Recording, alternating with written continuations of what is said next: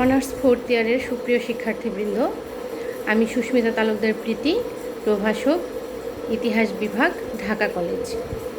আমি তোমাদেরকে আমার অনলাইন ক্লাসে স্বাগত জানাচ্ছি।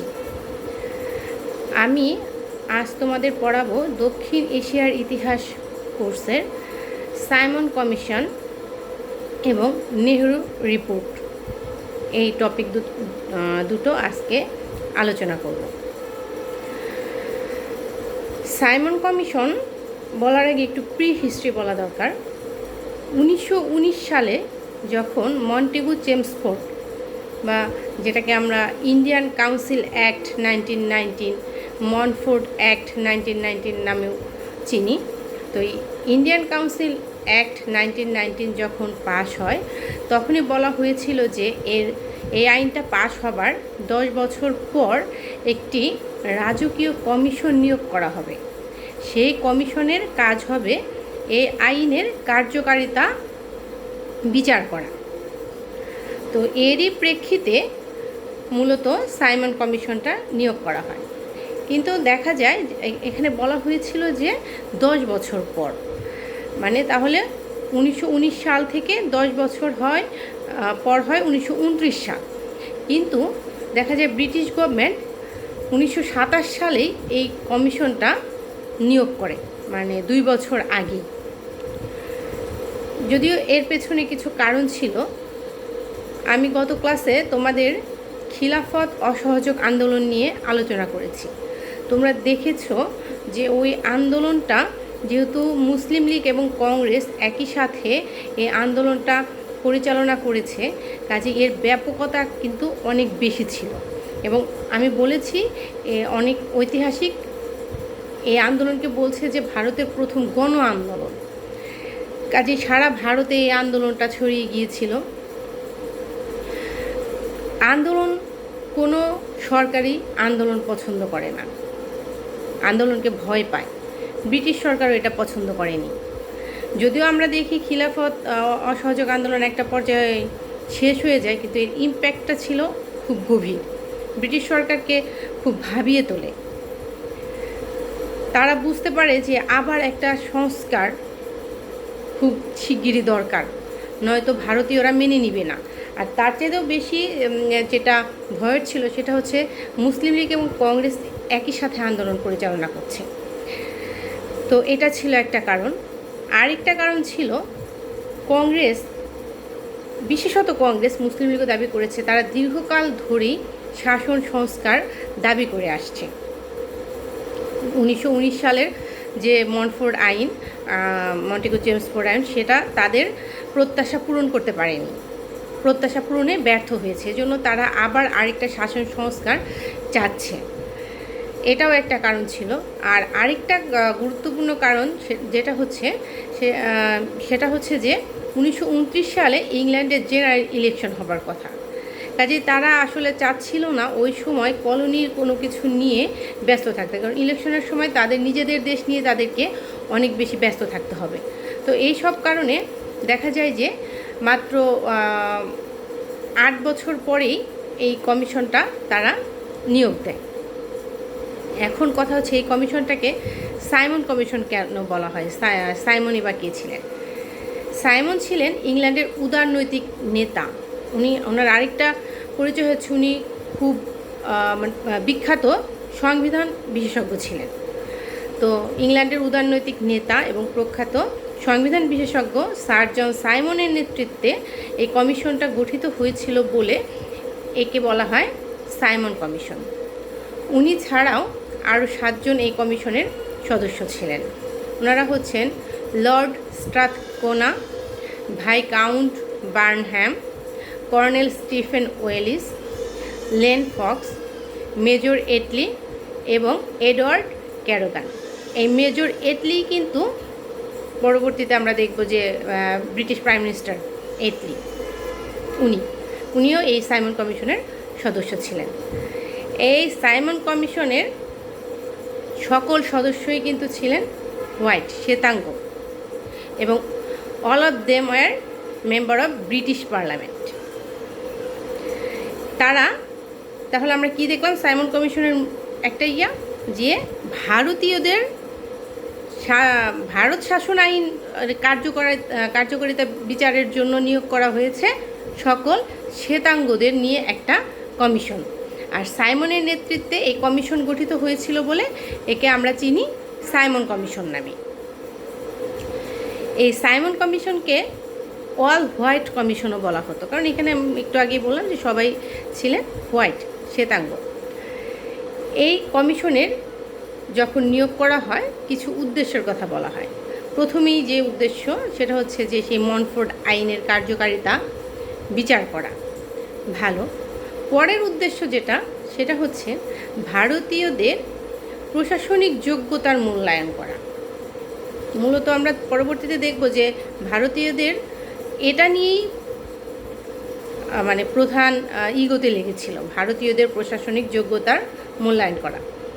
আরেকটা উদ্দেশ্য ছিল সেটা হচ্ছে ভারতে ভবিষ্যতে কী ধরনের শাসনতান্ত্রিক সংস্কার প্রয়োজন তা খুঁজে বের করা। কারণ ভারতীয়রা শাসনতান্ত্রিক একটা সংস্কার চাচ্ছে। তারা 1919 সালের এই সংস্কার আইন নিয়ে খুশি না। তারা নতুন সংস্কার যেহেতু চাচ্ছে, তাহলে তারা কী ধরনের সংস্কার চাচ্ছে এটা খুঁজে বের করা। তো এই কমিশনটা যখন নিয়োগের ঘোষণা দেওয়া হয় তখনই ভারতীয়রা একে বয়কট করেছিল। কারণ একে বয়কটের যথেষ্ট কারণ ছিল। প্রথমেই যেটা বললাম যে এটা সম্পূর্ণ শ্বেতাঙ্গদের একটা কমিশন, কোনো ভারতীয়দের পার্টিসিপেশন এখানে ছিল না, কোনো ভারতীয় সদস্যকে এই কমিশনে নিয়োগ করা হয়নি। তো ভারতীয় নেতৃবৃন্দরা বলে যে যেহেতু ভারতীয়দের কোনো পার্টিসিপেশন এখানে নেই, তাহলে ভারতীয়দের কোনো দাবি দেওয়া এখানে প্রতিফলিত হবে না, এই আশঙ্কায় তারা করছে। দ্বিতীয়ত ওই যে একটু আগে যেটা বললাম যে ভারতীয়দের শাসনতান্ত্রিক যোগ্যতার বিচার, এটা ভারতীয়দের ইগোতে খুব লেগেছিল যে তাদের শাসনতান্ত্রিক যোগ্যতার বিচার করবে অভারতীয়রা, ভারতীয়দের যোগ্যতার বিচার করবে অভারতীয়রা, এটা তাদের জন্য প্রেস্টিজের ইস্যু। তো এইসব কারণেই তারা সিদ্ধান্ত নেয় যে এই কমিশন তারা গ্রহণ করবে না। এবং তারা ঘোষণা দেয়, ভারতীয় নেতৃবৃন্দ বিশেষ করে কংগ্রেসের নেতৃবৃন্দ ঘোষণা দেয় যে সাইমন কমিশন যেদিনই ভারতবর্ষে পদার্পণ করবে সেদিন থেকেই তারা গণবিক্ষোভ শুরু করবে। প্রথমে তারা বলেছিল যে সাইমন কমিশন যেন আসতেই দেওয়া না হয় এই কমিশনকে ভারতবর্ষে, কিন্তু ব্রিটিশ গভর্নমেন্ট সে কথা কানে নেয়নি, তারা আনবে। তখনই তারা ভারতীয় নেতৃবৃন্দ সিদ্ধান্ত নেয় যে সাইমন কমিশন যেদিনই ভারতবর্ষে আসবে সেদিন থেকেই তারা গণবিক্ষোভ প্রদর্শন করবে। এবং একটু আগে উদ্দেশ্যে যেটা বলেছিলাম যে সাইমন কমিশনের কাজ হবে যে কী ধরনের শাসনতান্ত্রিক সংস্কার ভারতীয়রা চাচ্ছে তা নিরূপণ করা। তো এটা চাচ্ছে মানে তাহলে কী ধরনের চাচ্ছে ভারতীয়দের কাছ থেকে তো জানতে হবে কী ধরনের চাচ্ছে। তো এই জন্য ভারতীয়রা সিদ্ধান্ত নেয় যে তাদের সাইমন কমিশনকে কোনো প্রকারের কোনো রূপ সহায়তা করবে না, তাদের জিজ্ঞাসাবাদে তারা কোনো প্রকার সহায়তা করবে না, অসহযোগিতা করবে। এবং সর্বোপরি সামাজিকভাবে রাজনৈতিকভাবে এই কমিশনকে তারা বয়কট করবে। পাঞ্জাবের বিখ্যাত নেতা লালা লাজপত রায়, উনি সর্বপ্রথম একটা আইনসভায় প্রস্তাব উত্থাপন করেন এই সাইমন কমিশনকে বয়কটের প্রস্তাব উনি উত্থাপন করেন। তো সেই প্রস্তাব বন্দে মাতরম ধ্বনিতে বিপুলভাবে সেই প্রস্তাব মানে উৎসাহ খুব কি বলবো মানে ভারতীয়দের এক বাক্যে ওই আইনসভার সবাই এক বাক্যে এই প্রস্তাবটা মেনে নেয়। তারা সবাই রাজি হয় যে এই কমিশনকে তারা বয়কট করবে। এবং এই প্রস্তাব আইনসভায় গৃহীত হয় যে এই কমিশন সাইমন কমিশন ভারতবর্ষে আসার পর তারা একত্রে গণবিক্ষোভ প্রদর্শন করবে, আন্দোলন শুরু করবে। 1928 সালের ফেব্রুয়ারি মাসে সাইমন কমিশন ভারতবর্ষের বোম্বেতে পদার্পণ করে এবং সেদিনই আন্দোলনের সূচনা হয়। সবচেয়ে বেশি আন্দোলন লক্ষ্য করা যায় সারা ভারতবর্ষে আন্দোলন হয়েছিল, বিশেষ করে লালা লাজপত রায়ের নেতৃত্বে পাঞ্জাবে এবং ইউপি উত্তরপ্রদেশে জওহরলাল নেহেরু এবং গোবিন্দ প্রসাদ পন্থ ওনাদের নেতৃত্বে আন্দোলনটা হয়েছিল খুবই জোরালো। 1928 সালের 30 অক্টোবর এই সাইমন কমিশন বিরোধী মিছিলের যখন নেতৃত্ব দিচ্ছিলেন লালা লাজপত রায়, তখন পুলিশের সাথে সংঘর্ষ হয় এবং পুলিশ প্রচুর লাঠিচার্জ করে। লালা লাজপত রায় সেই লাঠিচার্জে গুরুতর আহত হন, ওনাকে হাসপাতালে ভর্তি করা হয় এবং প্রায় 17 দিন মৃত্যুর সাথে পাঞ্জা লড়ে 1928 সালের 17 নভেম্বর উনি শেষ নিঃশ্বাস ত্যাগ করেন। এই লালা লাজপত রায় মারা যাওয়ার পর অবস্থা আরও খারাপ হয়ে ওঠে, আন্দোলন আরও জোরদার হয়ে ওঠে এবং উনি মারা যাওয়ার আগে বলেছিলেন যে আমার এই মৃত্যু আন্দোলন থামাতে পারবে না, বরং ভারতবাসীকে আরও সংগ্রামী করে তুলবে, এবং হয়েছিল সেটাই। সমগ্র ভারতবাসী আন্দোলনে ফেটে পড়ে এই সাইমন কমিশন বিরোধী। তবুও সাইমন কমিশনের কাজ কিন্তু থেমে থাকেনি, তারা তাদের কাজ চালিয়ে যায়। মূলত ব্রিটিশ সরকার আসলে এই আন্দোলনটাকে খুব একটা পাত্তা দেয়নি, গুরুত্ব দেয়নি। তো সাইমন কমিশন বিশিষ্ট বিভিন্ন জনপ্রতিনিধি, কর্মকর্তা, কর্মচারী, বিভিন্ন অঞ্চলের প্রতিনিধিত্বকারী নেতা, সমাজসেবক, রাজনৈতিক নেতৃবৃন্দ, ইভেন ধর্মীয় নেতৃবৃন্দেরও সাক্ষাৎকার গ্রহণ করেন। তাদের যে বিবরণ, বিবৃতি এবং বিভিন্ন স্মারকলিপি এসব গ্রহণ করে এবং দীর্ঘ প্রায় 2 বছর ধরে তারা একটা রিপোর্ট তৈরি করে। এই রিপোর্টটাও অনেক বড়, প্রায় 17 খণ্ডের একটা রিপোর্ট তারা প্রস্তুত করে যে ভারতীয়রা কি চাচ্ছে এবং মনফোর্ড আইনের কোন কোন বিষয়গুলো ভারতীয়দের পছন্দ হচ্ছে না, কী ধরনের সংস্কার দরকার। এরকম একটা বিশাল বড় 17 খণ্ডের একটা প্রতিবেদন তারা 1930 সালে প্রকাশ করে। এই প্রতিবেদনের উল্লেখযোগ্য কয়েকটা দিক আমি তোমাদেরকে বলছি। যেমন প্রথমেই তারা বলে যে মনফোর্ড আইনে প্রদেশগুলোতে যে ডায়ার্কি, দ্বৈত শাসন নামে এক অদ্ভুত ব্যবস্থা চালু করা হয়েছিল, সেটা বিলোপ করা হয়। কারণ আমরা মনফোর্ড আইনে দেখেছি যে এই বিষয়টা ভারতীয়রা কিন্তু ভালোভাবে নেয়নি, তারাও এই দ্বৈত শাসন ব্যবস্থাটা বিলোপের কথা বলেছে এবং সাইমন কমিশন এটা সুপারিশ করে যে এই প্রদেশগুলোতে যেন দ্বৈত শাসন ব্যবস্থা বিলোপ করা হয় এবং প্রতিনিধিত্বমূলক সরকার প্রবর্তন যেন করা হয়। তারপর আরেকটা বিষয়, মন্টেগু চেমস্ফোর্ড আইনের সবচাইতে উল্লেখযোগ্য আমি বলবো যে বিষয়টা ছিল, সেটা হচ্ছে সাম্প্রদায়িক যে প্রতিনিধিত্ব অনুমোদন করেছিল, মুসলিমদের ভোটে নির্বাচিত হবে। সাইমন কমিশন এই জিনিসটাকেও সমর্থন করেনি। তারা নীতিগতভাবেই কমিশন মূলত সাম্প্রদায়িক প্রতিনিধিত্ব অনুমোদন করেনি। তবে তারা একটা কথা বলে যে যতদিন পর্যন্ত হিন্দু এবং মুসলিমরা নিজেদের মাঝে এই বিষয়ে কোনো মীমাংসায় না আসবে ততদিন এটা বহাল থাকুক, এরকম একটা সুপারিশ তারা করে। তবে তারা একটা বিষয়ে আবার করেছিল, সেপারেট ইলেকট্রাল সিস্টেমের কথা বলেছিল, সেটা হচ্ছে যে অনুন্নত যে সম্প্রদায়গুলো ছিল বা ওই যাকে আমরা বলছি নিম্নবর্ণের হিন্দু, অনুন্নত বা নিম্নবর্ণের হিন্দুদের আইনসভায় সংরক্ষিত আসন দেবার কথা তারা বলেছিল। তারপর তারা আরেকটা গুরুত্বপূর্ণ বিষয়ে সুপারিশ করে, সেটা হচ্ছে শিক্ষাক্ষেত্রে হিন্দু এবং মুসলিমদের যে একটা বড় গ্যাপ। এটা তোমরা সবাই জানো যে যখন ইংরেজরা ভারতবর্ষে আসার পর তারা যখন ইংরেজি শিক্ষা প্রবর্তন করে, মুসলিমরা প্রথমে সেটাকে মেনে নেয়নি, গ্রহণ করেনি, ইংরেজি শিক্ষাকে তারা গ্রহণ করেনি, কিন্তু হিন্দুরা সাদরে সেটা গ্রহণ করেছিল। এবং ব্রিটিশদের সেই ডিভাইড অ্যান্ড রুল পলিসির কথা তো সবারই জানা।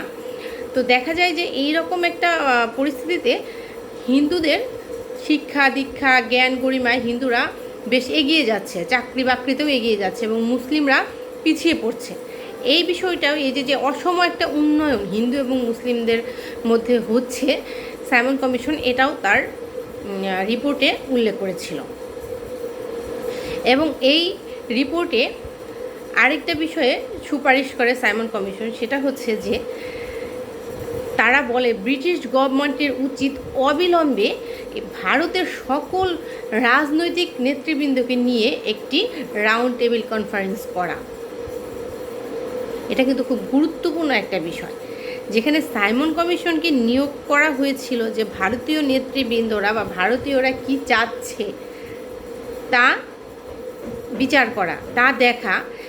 সেই সাইমন কমিশনই আবার সুপারিশ করছে যে তারা যেন, ব্রিটিশ গভর্নমেন্ট যেন ভারতীয়দের নিয়ে, ভারতীয় নেতৃবৃন্দদের নিয়ে একটা গোল টেবিল আলোচনায় বসে। যদিও এই সাইমন কমিশন উল্লেখযোগ্য কোনো সংস্কার করতে পারেনি ভারতে, কিন্তু এই তাদের যে সুপারিশ সেগুলোর কিন্তু ঐতিহাসিক গুরুত্ব বেশ ছিল।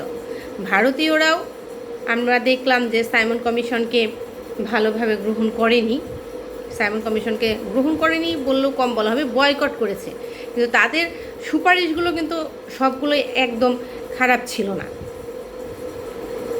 ভারতীয়দের দাবি দেওয়ার সাথে সামঞ্জস্যপূর্ণই ছিল। কিছু কিছু সুপারিশ যেগুলো বললাম আমি, এগুলো কিন্তু ভারতীয়দেরও দাবি দেওয়া ছিল। তো এই সাইমন কমিশনের রিপোর্টের ভিত্তিতেই কিন্তু 1935 সালের যে ভারত শাসন আইন সেটা করা হয়েছিল। এই সাইমন কমিশন বিরোধী আন্দোলনের আরেকটা গুরুত্বপূর্ণ দিক হচ্ছে, সেই অসহযোগ খিলাফত আন্দোলন থেমে যাওয়ার পর ভারতে আর কোনো গণ আন্দোলন সেরকম দেখা দেয়নি, কিন্তু এই সাইমন কমিশন বিরোধী আন্দোলনটা আবার গণ আন্দোলনে পরিণত হয়েছিল। এবং আরেকটা উল্লেখযোগ্য দিক হচ্ছে, এখানেও কিন্তু হিন্দু মুসলিম, তার মানে কংগ্রেস এবং মুসলিম লীগ একত্রে আন্দোলন করেছিল। এবং এই সাইমন কমিশন বিরোধী আন্দোলনটাই আমরা পরবর্তীতে দেখব যে আইন অমান্য আন্দোলন, সিভিল ডিসঅবিডিয়েন্স যে মুভমেন্ট গান্ধীজির নেতৃত্বে, সেটাই পরিণত হয়েছিল। তো সাইমন কমিশন নিয়ে আমার আলোচনাটা আমি এখানেই শেষ করব। এটা নিয়ে যদি তোমাদের কোনো প্রশ্ন থাকে তোমরা কমেন্ট বক্সে লিখে দিবে। তোমরা যেটা করো, কমেন্ট বক্সে শুধু রোল নাম্বার লিখে দাও।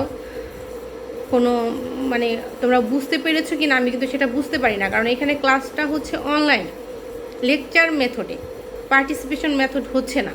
তো তোমরা যদি পার্টিসিপেট করতে চাও তোমাদেরকে লিখতে হবে, তো নাহলে আমি বুঝতে পারবো না যে তোমরা আদৌ আমার লেকচারটা শুনেছো কি না, বুঝেছো কি না, এটা নিয়ে কোনো প্রশ্ন আছে কি না। তো এটা নিয়ে যদি কোনো তোমাদের প্রশ্ন থাকে তোমরা অবশ্যই কমেন্ট বক্সে প্রশ্ন করবে, আমি পরবর্তী ক্লাসে সেগুলোর উত্তর দেব। আচ্ছা, সাইমন কমিশনের পরেই তোমাদের সিলেবাসে যে টপিকটা আছে সেটা হচ্ছে নেহেরু রিপোর্ট। মূলত সাইমন কমিশন, নেহেরু রিপোর্ট এবং জিন্নার 14 দফা একটার সাথে আরেকটা খুবই ইন্টারলিঙ্কড। এই তিনটা টপিক তোমাদের একই সাথে দেওয়া, একটা পয়েন্টের ভিতরে তিনটা টপিক দেওয়া। তো এখন আমি আলোচনা করব নেহেরু রিপোর্ট নিয়ে। নেহেরু রিপোর্ট মূলত এই সাইমন কমিশনেরই আন্দোলনেরই একটা প্রতিবাদ স্বরূপ। কীরকম আমি তোমাদেরকে বলছি। এই শাসন সংস্কারের উদ্দেশ্য নিয়ে 1928 সালে সাইমন কমিশন যখন ভারতে আসে, শুরুতেই কংগ্রেস এই কমিশনের বিরোধিতা করে, যেহেতু এটাতে কোনো ভারতীয় সদস্য ছিল না। তখন ভারত সচিব লর্ড বার্কেনহেড খুবই বিরক্ত এবং ক্ষিপ্ত হন। উনি ভারতীয়দের একটা চ্যালেঞ্জ ছুড়ে দেন। উনি বলেন যে তোমরা যেহেতু সাইমন কমিশনকে গ্রহণ করছো না, তাহলে তোমরা একটা সংবিধান রচনা করে দেখাও। তোমরা যদি এতই পারো একটা সংবিধান রচনা করে দেখাও। মানে ভারতীয়দের, এটা তো আমরা জানি ব্রিটিশরা ভারতীয়দের খুব হেয় করতো, শুধু ভারতীয়দের না, ইউরোপ, তারাই মনে করতো তারাই পৃথিবীর একমাত্র শ্রেষ্ঠ জাতি, আর সব হচ্ছে আনসিভিলাইজড, তারাই হচ্ছে একমাত্র সিভিলাইজড, আর সব আনসিভিলাইজড, এদেরকে সিভিলাইজড করার মহান দায়িত্ব নিয়ে তারা মাঠে নেমেছে। যাই হোক, তো এই বার্কেনহেড যখন একদম ওপেন চ্যালেঞ্জ ছুড়ে দেয় ভারতীয়দেরকে যে তোমরা পারলে তোমাদের সংবিধান করে দেখাও, এই চ্যালেঞ্জটাকে কংগ্রেস গ্রহণ করে এবং তৎক্ষণাৎ কংগ্রেসের তৎকালীন নেতা মতিলাল নেহেরু, ওনার নেতৃত্বে একটা কমিটি গঠন করা হয় এবং এই কমিটি যেটা নেহেরু কমিটি নামে পরিচিত হয়, এবং এই নেহেরু কমিটি একটা খসড়া সংবিধান প্রণয়ন করে, এটাই নেহেরু রিপোর্ট নামে পরিচিত। এই যে নেহেরু রিপোর্ট, এখানে কিন্তু শুধুই যে কংগ্রেসের পার্টিসিপেশন ছিল তা কিন্তু না, একটা 1928 সালের 1928 সালে একটা সর্বদলীয় কনফারেন্সের আয়োজন করা হয়েছিল। আমি আবার বলছি সর্বদলীয় কনফারেন্স, মানে সকল দলকে, রাজনৈতিক দলকে এই কনফারেন্সে আহ্বান জানানো হয় এবং তাদের থেকে সদস্য আহ্বান করা হয় যে ভবিষ্যৎ ভারতীয় শাসনতন্ত্রটা কীরকম হবে তার একটা খসড়া প্রণয়ন আমরা করব। সকল রাজনৈতিক দল থেকে যেন সদস্য এতে যোগ দেয়। এবং এটার আরেকটা উল্লেখযোগ্য দিক হচ্ছে, ভারতের যেটা মূল সমস্যা ছিল ভারতীয়দের, সেটা হচ্ছে সাম্প্রদায়িক সমস্যা। হিন্দু মুসলিম তো আছেই, হিন্দুদের মাঝেও ছিল যে উচ্চবর্ণের হিন্দু, নিম্নবর্ণের হিন্দু, আর কংগ্রেস, মুসলিম লীগ, তো আবার সেখানে ছিল হিন্দু মহাসভা। তো এই সাম্প্রদায়িক বিষয়গুলোকে তারা প্রথমেই জোর দেয়। তারা ভারতীয়দের ভয় এটাই ছিল যে সাম্প্রদায়িক ইস্যুগুলোতে একমতে পৌঁছানো তাদের পক্ষে মানে বেশ কষ্টকর আসলে, কারণ সবাই কারো জায়গা থেকে কেউ সরতে চায় না, সবাই মনে করছে তাদেরটাই রাইট, তারা অন্যদের দ্বারা বঞ্চিত হচ্ছে। তো এই সর্বদলীয় সম্মেলনে একটি কমিটি গঠন করা হয়। এই কমিটির নেতৃত্বে ছিলেন মতিলাল নেহেরু এবং এই সম্মেলনে ভারতীয় সমাজের বিভিন্ন মতামতে প্রায় 28টি প্রতিষ্ঠান প্রতিনিধিত্ব করেছিল এবং এদের সম্মতিক্রমে নেহেরুর নেতৃত্বে একটা কমিটি গঠন করা হয়েছিল। নেহেরু ছাড়াও এই কমিটির অন্যান্য সদস্যরা ছিলেন Ali Imam, Shoaib Qureshi, MS Aney, MR Jayakar, GR Pradhan, সর্দার মঙ্গল সিং, তেজ বাহাদুর সোপ্রু, NM যোশী, এনাদের নিয়ে এই কমিটিটা গঠন করা হয়েছিল এবং তখনকার কংগ্রেসের সাধারণ সম্পাদক পণ্ডিত জওহরলাল নেহেরু এই কমিটির সচিব হিসেবে দায়িত্ব পালন করেন। তো এই কমিটি একটা খসড়া স্মারকলিপি প্রস্তুত করে। এই মতিলাল নেহেরুর নেতৃত্বে কংগ্রেস এই স্মারকলিপি উপস্থাপন করে এবং কিছু স্মারকলিপির যাতে সুপারিশ বলা ভালো, কিছু সুপারিশ করে এই রিপোর্টে, যে বেশ বড় ছিল এই রিপোর্টটা। এর কিছু উল্লেখযোগ্য দিক, মানে উল্লেখযোগ্য কিছু সুপারিশ আমি তোমাদেরকে বলছি। সেটা হচ্ছে, প্রথমেই যেটা দাবি করা হয় সেটা হচ্ছে ভারতকে ডোমিনিয়ন স্ট্যাটাস দিতে হবে। আমি খিলাফত অসহযোগ আন্দোলনের উপর যে ক্লাসটা নিয়েছি ওটাতে কিন্তু আমি বলেছিলাম যে যখন প্রথম বিশ্বযুদ্ধ শুরু হয় তখনই ব্রিটিশরা বলেছিল যে প্রথম বিশ্বযুদ্ধ শেষ হবার পর যদি তারা জয়লাভ করে তবে কলোনিগুলোতে ডোমিনিয়ন স্ট্যাটাস দেয়া হবে, কিন্তু সেইটা কিন্তু তারা দেয়নি, তখন পর্যন্ত দেয়নি। এই 1928-29 সাল, 1919 সালে শেষ হয়ে গেল, 10 বছর পর আমরা দেখছি যে এরকম কোনো ঘোষণা আসছে না এবং সেরকম কোনো লক্ষণও ভারতীয় নেতৃবৃন্দ দেখতে পাচ্ছে না যে ভারতকে ডোমিনিয়ন স্ট্যাটাস দেয়া হবে। তো এই নেহেরু রিপোর্টের শুরুতেই যে সুপারিশটা করা হয়, যে দাবিটা জানানো হয়, সেটা হচ্ছে ভারতকে ডোমিনিয়ন স্ট্যাটাস দেয়া হবে। এবং এই রিপোর্টে সেই সেপারেট ইলেকটোরাল সিস্টেম যেটা 1919 সালের মন্টেগু চেমস্ফোর্ড আইনে যেটা করা হয়েছিল সেটাকে অস্বীকৃতি জানানো হয়। যদিও এটাকে কিন্তু আমরা জানি মুসলিম লীগ খুব আনন্দের সাথে গ্রহণ করেছিল। তবে এইখানে বলা হয় যে সেপারেট মানে পৃথক নির্বাচন ব্যবস্থা থাকবে না, তবে বাংলা ও পাঞ্জাবের মুসলমানদের জন্য আইনসভায় একটা আসন সংরক্ষণের ব্যবস্থা রাখা হবে। মানে মুসলিমরা এটা যেন ভয় না পায় যে তারা হিন্দুদের চাপে সংখ্যালঘিষ্ঠ হয়ে পড়বে এবং তারা তাদের প্রতিনিধিকে আইনসভায় পাঠাতে পারবে না, এরকম ভয় যেন না পায়, এরকম একটা অভয় এই নেহেরু রিপোর্টে দেয়া হয়। নেহেরু রিপোর্টে আরও একটা সুপারিশ করা হয় যে কেন্দ্রের আইনসভাগুলো হবে দ্বিকক্ষ বিশিষ্ট। এই নেহেরু রিপোর্টে আরও কিছু বিষয় বলা হয়, সেটা হচ্ছে যে প্রায় 19টা মৌলিক অধিকার এখানে সন্নিবেশিত করা হয় এবং এগুলোকে সাংবিধানিক স্বীকৃতি যেন দেওয়া হয়। এই মৌলিক অধিকারগুলোকে যেন সাংবিধানিকভাবে স্বীকৃতি দেওয়া হয়। সাংবিধানিক স্বীকৃতি দিলে কি হবে? সকল ভারতীয় এই অধিকারগুলো ভোগ করতে পারবে। এই রিপোর্টে আরও বলা হয় যে ভারতে একটি সর্বোচ্চ আদালত সুপ্রিম কোর্ট গঠন করতে হবে। ভারতে প্রতিরক্ষা পরিষদ, যেটাকে বলে প্রতিরক্ষা পরিষদ গঠনের সুপারিশ করা হয়। এই রিপোর্টের আরেকটি গুরুত্বপূর্ণ সুপারিশ হচ্ছে, যেটা সাইমন কমিশনের সুপারিশ ছিল, সেটা হচ্ছে প্রদেশগুলো থেকে দ্বৈত শাসন তুলে দিয়ে সেখানে স্বায়ত্ত শাসন দিতে হবে। যেহেতু আইনসভা দ্বিকক্ষ বিশিষ্ট হবে, তাহলে প্রদেশ এবং কেন্দ্র এই দুটো নিয়েই তো হবে। মানে যুক্তরাষ্ট্রীয় যে ব্যবস্থা, ভারতের শাসন ব্যবস্থা যুক্তরাষ্ট্রীয় হবে, ফেডারেল সিস্টেম। তাহলে ফেডারেল সিস্টেমে অবশ্যই প্রদেশগুলো স্বায়ত্তশাসিত থাকবে, প্রদেশগুলোতে স্বায়ত্তশাসন দিতে হবে।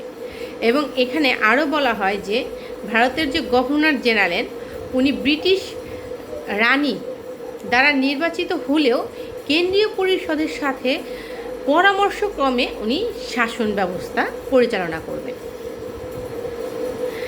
মানে এই যে গভর্নর জেনারেল, উনি তো ব্রিটিশ রানী কর্তৃক নিয়োজিত, সেটা মেনে নেয়, ঠিক আছে, গভর্নর জেনারেল ব্রিটিশ রানী কর্তৃক নিয়োজিত হবে, কিন্তু উনি যে ভারতে শাসন ব্যবস্থা পরিচালনা করবেন সেটা কেন্দ্রীয় পরিষদের যে সকল সদস্য আছে তাদের সাথে পরামর্শ করে নেবেন।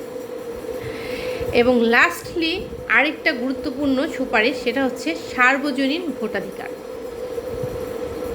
তখন পর্যন্ত কিন্তু ভারতে সার্বজনীন ভোটাধিকার ছিল না। এই নেহেরু রিপোর্টে সুপারিশ করা হয় যেন প্রাপ্তবয়স্ক, শারীরিক মানসিকভাবে সুস্থ সকল নাগরিককে ভোট দানের সুযোগ দেওয়া হয়। মূলত এগুলোই ছিল নেহেরু রিপোর্টের গুরুত্বপূর্ণ দিক। আরও অনেক বিস্তারিত ছিল, তো আমি বেছে বেছে যেগুলো আমার কাছে বেশি গুরুত্বপূর্ণ মনে হয়েছে সেগুলো তোমাদের সাথে আলোচনা করলাম। তো এই নেহেরু রিপোর্ট নিয়ে যদি তোমাদের কোনো প্রবলেম থাকে, বুঝতে অসুবিধা হয়, তাহলে তোমরা আবার বলছি কমেন্ট বক্স লিখে দিবে, আমি পরবর্তীতে সেগুলো নিয়ে তোমাদের সাথে আলোচনা করব। তো আমি আজকে আমার ক্লাস এখানেই শেষ করছি। তোমরা সবাই ভালো থাকবে, সাবধানে থাকবে। আর আরেকটা বিষয় হচ্ছে, এই লকডাউনটাকে কাজে লাগাও। এখন যেহেতু স্কুল কলেজ বন্ধ, এটাকে কাজে লাগাও। কাজে লাগানোর একটা উত্তম উপায় হচ্ছে প্রচুর পড়াশোনা করা, কারণ এতটা সুযোগ কিন্তু তোমরা আর পাবে না। যেহেতু তোমরা 4th ইয়ারে পড়ো, এই 4th ইয়ার পরীক্ষা শেষেই তোমরা বাংলাদেশের যে কোনো কম্পিটিটিভ এক্সামের, যে কোনো না ম্যাক্সিমাম কম্পিটিটিভ এক্সামের যোগ্যতা অর্জন করবে। তো সেজন্য নিজেকে প্রস্তুত করো, পাশাপাশি একাডেমিক পড়াটাকেও কিন্তু ছেড়ে দিও না। আমি বারবার বলি, এই ইতিহাস যদি তোমরা পড়ো, তোমাদের জিকে জেনারেল নলেজ যেটা থাকে সেটা প্রচুর রিস্ক হবে, কারণ এই ইতিহাস জেনারেল নলেজ পুরোটাই কিন্তু ইতিহাস। তোমরা তোমাদের এই সাবজেক্টটাকে ভালোভাবে পড়ো, তোমরা দেখবে যে প্রতিটা কম্পিটিটিভ এক্সামে কম করে হলেও তোমরা 5টা প্রশ্ন পাবেই। কারণ এখানে তোমাদের ভারতের ইতিহাস আছে, ইউরোপের ইতিহাস আছে, রাশিয়ার ইতিহাস, চীনের ইতিহাস, জাপানের ইতিহাস, বাংলার ইতিহাস, বাংলাদেশের ইতিহাস, ইংল্যান্ডের ইতিহাস, মধ্যপ্রাচ্যের ইতিহাস, আফ্রিকার ইতিহাস।